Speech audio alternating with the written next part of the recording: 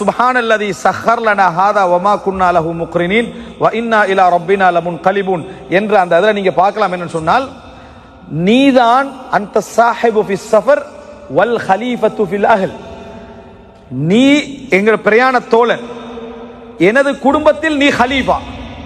யாரு? அல்லாஹு தாலா எனது குடும்பத்தில் ஹலீஃபா. அப்படின்னா ஒரு இடத்தை விட்டு போன பின்னால அங்க வாரவர், அங்க பொறுப்பாய்க்கிறவர் யாரு? ஹலீஃபா. அவருக்கு பின்னால பொறுப்பாய், அல்லாஹ் தான் எங்களுக்கு எப்பயுமே ஹலீஃபா, அல்லாஹ் எங்களுக்கு பொறுப்பாளன் எப்பொழுதும். ஆனா உலக ரீதியாக நான் அந்த இடத்துல இல்லை. இப்ப நீ ஹலீஃபா. இப்ப அப்படின்னா அந்த அந்த வீடு, அந்த உடைமை, அந்த இடம், அந்த குடும்பம் எல்லாத்துக்கும் நீ ஹலீஃபா.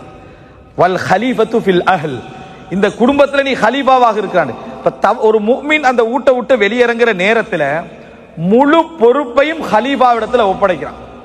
ரப்புல் ஆலமீன் இடத்துல ஒப்படைக்க இருக்கிற நேரத்துல உலக ரீதியான நிர்வாகங்கள் அவன் செய்யறான்.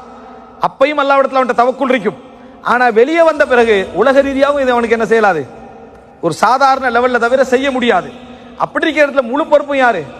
அல்லாஹு ரப்புல் ஆலமீன். இந்த வார்த்தை என்றைக்காவது தவக்குலோடு சம்பந்தப்பட்டு யோசிச்சு நம்ம துஆ கேட்டிக்கிறோம். அதாவது முழு பொறுப்பையும் ரப்புல் ஆலமீன் இடத்துல ஒப்படைத்து விட்டு தான் நம்ம வெளியே வருகிறோம் என்கின்ற அந்த உணர்வு நம்மிடத்துல இருந்திருக்கிறதா?